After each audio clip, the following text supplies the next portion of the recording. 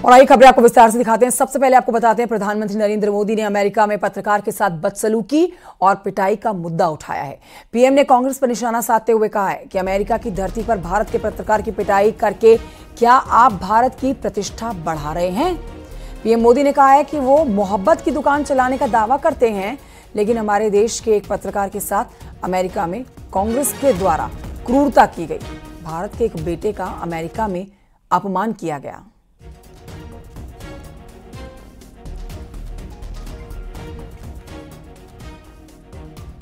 साथियों, ये संविधान की बातें करते हैं और नफरत की दुकान पर मोहब्बत की दुकान का बोर्ड लगा करके घूमते हैं।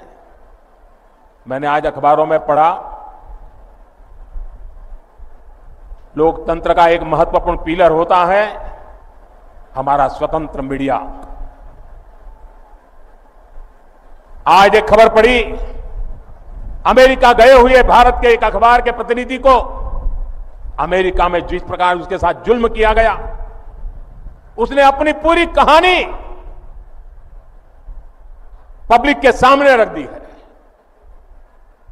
अमेरिका की धरती पर हिंदुस्तान के एक बेटे को, वो भी एक पत्रकार को, और वो भी भारतीय संविधान की रक्षा के लिए काम करने वाले पत्रकार को कमरे में बंद कर करके उनके साथ जो व्यवहार हुआ है, क्या ये लोकतंत्र को, संविधान की मर्यादाओं को उजागर करने वाले विषय? क्या अमेरिका की धरती पर भारत के पत्रकार की पिटाई करके क्या भारत की प्रतिष्ठा बढ़ा रहे हो? आपके मुंह में संविधान शब्द शोभा नहीं देता है। तो प्रधानमंत्री नरेंद्र मोदी को आप सुन रहे थे। पूरा मामला आपको बताते हैं क्या है। देखिए, राहुल गांधी जब अमेरिका के 3 दिवसीय यात्रा पर थे ना, तो एक पत्रकार ने इंडियन ओवरसीज कांग्रेस के अध्यक्ष सैम पित्रोदा का इंटरव्यू किया, जिसमें उन्होंने सवाल पूछा था कि क्या राहुल गांधी अमेरिकी सांसदों से अपनी मुलाकात के दौरान बांग्लादेश में हिंदुओं पर हो रहे हमले का मुद्दा उठाएंगे। पत्रकार के मुताबिक ये सवाल पूछने के लिए कांग्रेस कार्यकर्ता ने उनके साथ बदसलूकी और मारपीट की।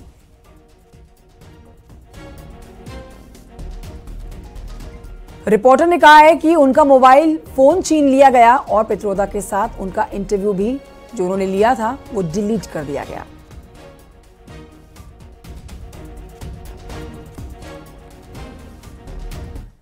और ये बढ़ते हैं आगे, कुछ और खबरें आप तक पहुंचाते हैं। महोबा से इस समय एक बड़ी खबर आ रही है, जहां पर कबरई थाना क्षेत्र के कानपुर सागर हाईवे पर एक अनियंत्रित रोडवेज बस ने सड़क किनारे खड़ी पीआरवी को जोरदार टक्कर मार दी है। टक्कर आप देख सकते हैं कितनी भयावह रही है। हादसे में ड्यूटी पर तैनात एक सिपाही की इलाज के दौरान मौत हो गई है। 2 की हालत गंभीर बताई जा रही है। हादसे के बाद से बस चालक मौके से फरार है। यह हादसा कबरई थाना क्षेत्र के बांदा तिराहे पर हुआ।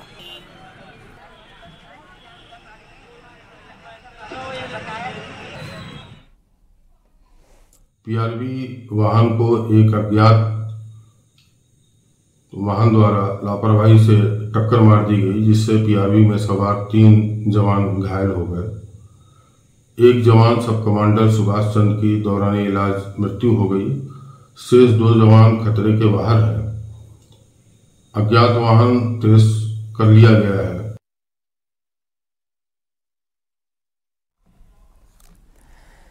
महोबा में जहां एक अनियंत्रित रोडवेज बस ने सड़क किनारे खड़ी पीआरवी को जोरदार टक्कर मार दी और इस हादसे में ड्यूटी पर तैनात एक सिपाही की इलाज के दौरान मौत हो गई। वहीं आपको बताएं कि कल लखनऊ सीतापुर हाईवे पर भी हुए सड़क हादसे का सीसीटीवी फुटेज सामने आ गया है। आपको हम दिखाते हैं वो सीसीटीवी फुटेज, जिसमें आप देखेंगे कि सड़क किनारे खड़ी हुई क्रेन से कैसे तेज रफ्तार कार टकरा जाती है।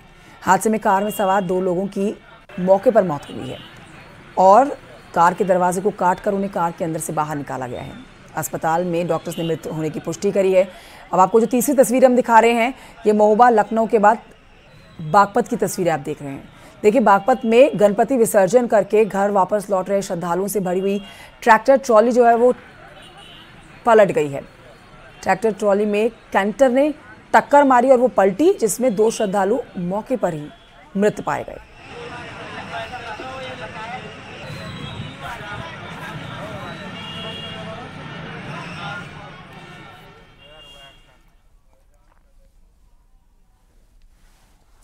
वाराणसी से खबर है, जहां भले ही गंगा खतरे के निशान से नीचे बह रही हो, मगर अभी तक बाढ़ प्रभावित क्षेत्रों में संकट बना हुआ है। घाट जल समाधि लिए हुए हैं। मणिकर्णिका घाट, हरिश्चंद्र घाट में शवदाह गलियों और सड़कों में आप देखेंगे सिर्फ और सिर्फ पानी ही आपको नजर आएगा। छतों के ऊपर ले जाकर अंतिम संस्कार लोगों को करना पड़ रहा है। 80 घाट की गलियां आप देख रहे हैं, जहां पर कमर तक का पानी भरा हुआ है। दुकानें, होटल सब बंद है। तीर्थ पुरोहित सड़कों पर अपनी चौकियां रखे हुए हैं। गलियों में आप देखेंगे नाव चल रही हैं। घाट जाने के लिए रास्ते बंद कर रखे हैं, बैरिकेडिंग की गई है क्योंकि पानी बहुत ज़्यादा आ रखा है।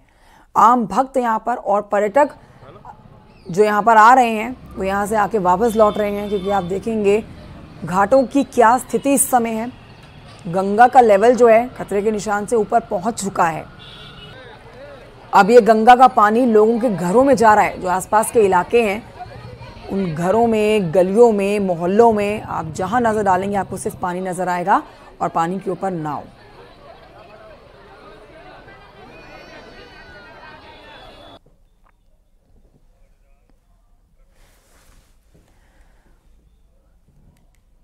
जालौन में कालपी और माधवगढ़ तहसील में कई गांव इस समय बाढ़ के पानी से घिरे हुए हैं।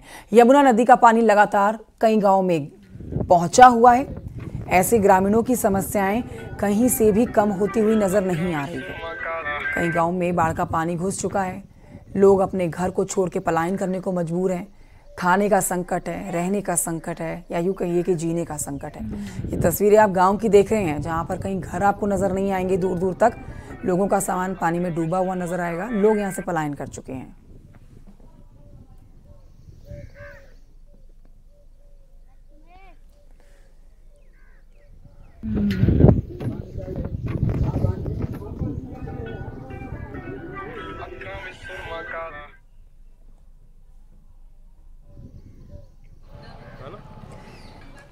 ये तो तस्वीरें आपके सामने हैं। वाराणसी में आप देख सकते हैं गंगा का पानी यहाँ कैसे गली मोहल्लों में घुसा हुआ आपको नजर आ रहा है।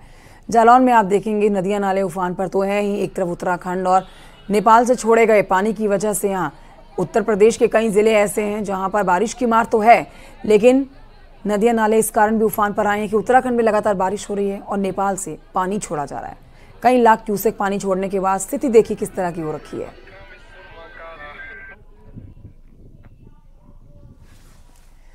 बारिश की वजह से नदियां उफान पर होने के कारण जनजीवन प्रभावित हो रखा है। चित्रकूट में नदियां उफान पर आ रखी हैं। मंदाकिनी नदी का जलस्तर बढ़ने से रामघाट डूब गया है। ये आपके टेलीविजन स्क्रीन पर हम दिखा रहे हैं 5 तस्वीरें। आप इन 5 तस्वीरों में देखिए चित्रकूट, शाहजहांपुर, मुरादाबाद, चंदौली, सोनभद्र की तस्वीरों को देखकर अंदाजा लगाइए जनजीवन कितनी बुरी तरह से प्रभावित हो रखा है। एक तरफ चित्रकूट में और शाहजहांनगर में, शाहजहांपुर में आप देखेंगे पानी भरा हुआ है। चंदौली में जो नेपाल से बांध का पानी छोड़ा गया है, वहां का पानी चंदौली में लोगों के गांवों में बड़ा संकट खड़ा कर चुका है। मुरादाबाद में ये बड़ी एसयूवी गाड़ी है जो पानी के अंदर पूरी तरह से डूबती हुई आपको नजर आ रही है। किस तरह से लोगों ने इस कार से कूदकर अपनी जान बचाई है। कार सवारों को और कार को हालांकि बचा लिया गया है, लेकिन आप देख सकते हैं लाल घेरे में पानी का स्तर कितना ज़्यादा बढ़ा हुआ है कि बड़ी से बड़ी, भारी से भारी गाड़ी जो है वो पानी में समाहित होती हुई नजर आएगी आपको।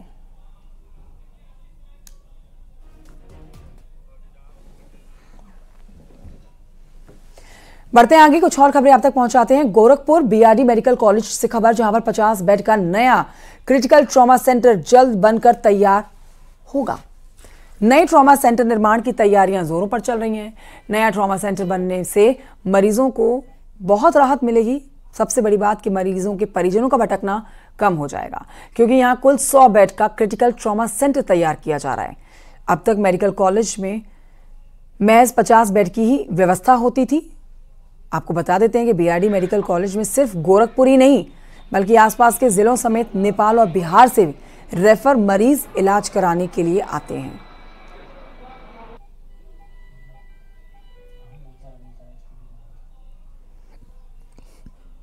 एक न्यू क्रिटिकल केयर 50 बेड की स्वीकृत हुआ है। वह जल्दी इसको निर्माण होकर के संचालन शुरू हो जाएगा। हमारे पास जो ट्रॉमा और इमरजेंसी में लगभग 50 बेड की आईसीयू और एचडीयू है। 50 से लगभग 100 हो जाएगा, जो यहाँ की जनता के लिए जितने भी सीरियस मरीज हैं, आकस्मिक विभाग के मरीज़ हैं, जितने भी ट्रॉमा के मरीज़ हैं और जितने भी आईसीयू के मरीज़ हैं, उनको बहुत ही सुविधा हो जाएगी। खबर बागपत से, जहां पर पिटबुल कुत्ते के हमले में एक आदमी गंभीर रूप से जख्मी हो गया। परिजनों का आरोप है कि 2 पड़ोसी उसे घर से बुलाकर ले गए और कुत्ते से कटवा दिया। आरोप के मुताबिक पहले उसकी पिटाई की गई, फिर उसके बाद उस पर पिटबुल डॉग छोड़ दिया गया। कुत्ते ने युवक के पैर को काटा है और शरीर के कई और अंगों को काटा है, जख्मी कर दिया है ये युवक। कुत्ते ने काट काट के चीख पुकार सुनकर परिजन मौके पर पहुंचे। आरोपियों और कुत्ते के चंगुल से युवक को छुड़ाया गया, अस्पताल में भर्ती कराया गया है युवक। परिजनों ने पुलिस को शिकायत देकर आरोपियों के खिलाफ कड़ी सख्त कार्रवाई की मांग की है। पुलिस मुकदमा दर्ज करके जांच पड़ताल में जुट चुकी है।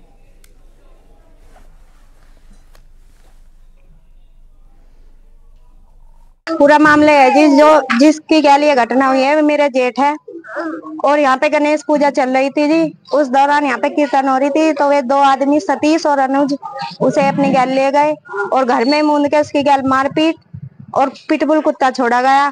और जो कोई व्यक्ति छुटाने भी गया तो उसे धक्के देकर बाहर निकाला गया जी और क्वाड भेड़ लिए। फिर जाकर हमने दीवार पर जाकर कूद के अपना आदमी बचाया, वो मरने की हालत में है जी इस टाइम। शहजाद राव हमारे सहयोगी और जानकारी के साथ इस समय जुड़े हुए हैं फोन लाइन पर। शहजाद, ये परिवार का ही मामला है जहां पर हम सुन रहे हैं इस महिला को वो अपने जेठ के ऊपर आरोप लगा रही है। पुलिस इस मामले में क्या कह रही है और जो युवक घायल हुआ है कुत्ते के काटने से, उसकी स्थिति कैसी है? बिल्कुल, देखिए बीती देर रात की घटना है, खेकड़ा थाना क्षेत्र का मंडौला मोहल्ला है। आरोप है कि जो परिवार के लोग ही थे उनमें जो है आपस में कहासुनी हो गई, जिसके बाद जो है जो अनिल नाम का घायल युवक है इसको घर से बुला कर ले गए, पहले पिटाई की और उसके बाद जो है पिटबुल जो डॉग था उस पर छोड़ दिया। पिटबुल कुत्ते ने जो है इसको टांग, शरीर के कई हिस्सों पर जो है काटा है। बुरी तरह से ये युवक जख्मी है। जब इसकी चीख पुकार सुनी तो जो परिजन थे मौके पर पहुंचे और उन्होंने इसको जो है अस्पताल में भर्ती कराया। फिलहाल जो है इसकी हालत गंभीर बनी हुई है और इसको हायर सेंटर रेफर कर दिया है।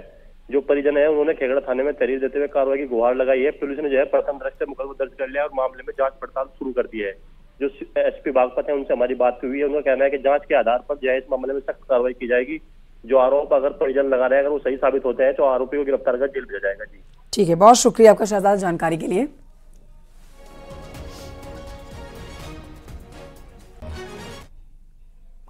खबर अमेठी से है जहां पर पागल कुत्ते के आतंक से आसपास के लोग बेहद परेशान हैं। 24 घंटे में कुत्ते ने करीब 12 लोगों को काटा है, 12 लोगों के ऊपर अटैक किया जिसमें एक बच्चा भी शामिल है। सभी को जगदीशपुर ट्रॉमा सेंटर्स में इलाज के लिए भेजा गया है। जगदीशपुर कोतवाली क्षेत्र के कस्बे का यह मामला है। इधर देखो,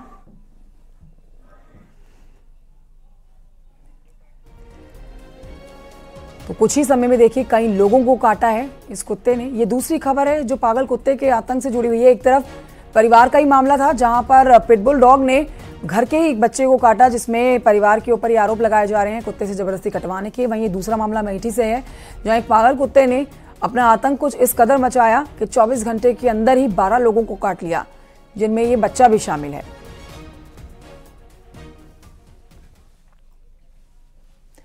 बढ़ते हैं आगे, मंत्री नितिन अग्रवाल की बात करते हैं जिन्होंने कहा है कि अवैध खनन माफिया, अवैध शैव माफिया गौवंश का वध करने वालों की जगह जेल में है। उन्होंने कहा है कि लखीमपुर खीरी में अवैध खनन में शामिल लोगों को जेल भेजा जाएगा। ये भी वो कहते हैं कि योगी सरकार जीरो टॉलरेंस की नीति पर काम करती है।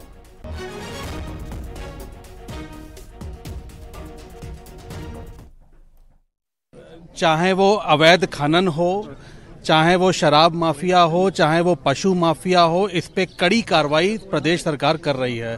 हम जीरो टॉलरेंस की नीति अपना रहे हैं और ऐसे तत्वों के खिलाफ उनको जेल भी भेजा जाएगा, उन पे एफआईआर भी होगी। आइए बढ़ते हैं आगे, मथुरा की खबर आपको बताते हैं जहां पर श्री गिरिराज महाराज का पंचरत्नम महाभिषेक करके 21,000 किलो का 56 भोग लगाया गया।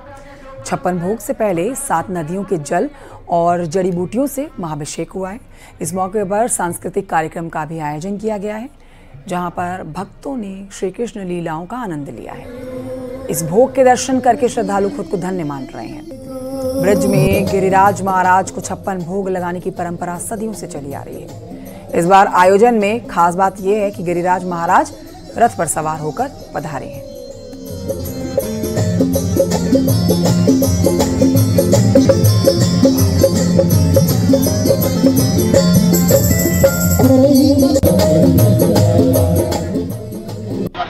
छप्पन भोग तो हजारों वर्षों से लगता आया है। जब प्रभु श्री कृष्ण ने इंद्र का मान मर्दन किया था तो ब्रजवासियों ने उसी प्रेम और प्यार और सद्भाव में प्रभु को छप्पन भोग अर्पण किया था। यह परंपरा तो हजारों साल से कृष्ण काल से चली आई है और आज भी ब्रजवासी उस परंपरा का निर्वहन कर रहे हैं। और आपने ये देखा कि पंचरत्नात्मक महाअभिषेक हुआ है जिसमें 7 नदियों का जल था, जिसमें कामधेनु गाय का दूध था। और आज आप देख रहे हैं जब हमने प्रभु को छप्पन भोग के लिए न्योता है, हम ब्रजवासियों का प्रभु के साथ लाड़ का, प्यार का, प्रेम का भाव है और उसी भाव से आज हमने प्रभु को न्योता है। आप देख रहे हैं। वहीं संगम की धरती पर जनवरी 2025 में विश्व के सबसे बड़े धार्मिक और आध्यात्मिक मेले का आयोजन होने जा रहा है। गंगा, यमुना और अदृश्य सरस्वती की त्रिवेणी पर लगने वाले महाकुंभ को लेकर प्रदेश की योगी सरकार महातैयारियों में जुटी है।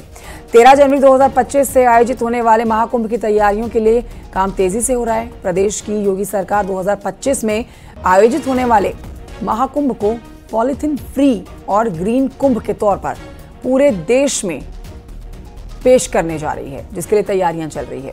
इसके लिए महाकुंभ में पॉलीथीन को प्रतिबंधित किया जाने की भी तैयारी है। 3 लाख पौधे भी लगाए जा रहे हैं।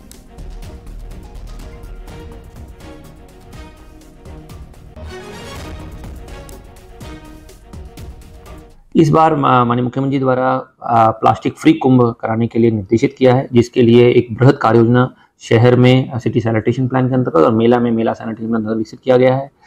सभी सेक्टरों पे दोना, पत्तल, कुल्हड़ और बैग मैन्युफैक्चरर्स के लिए आवंटित किया जा रहा है और सप्लाई साइड में सप्लाई चेन बनाया जा रहा है ताकि समय से आपूर्ति हो। सभी हमारे तीर्थयात्री श्रद्धालुओं के लिए प्लास्टिक के विकल्प के रूप में इन व्यवस्थाओं को प्राप्त हो सकें। एक छोटे से ब्रेक के लिए रुकना होगा, कहीं मत जाइए, कुछ और खबरों के साथ जल्द लौट रहे हैं।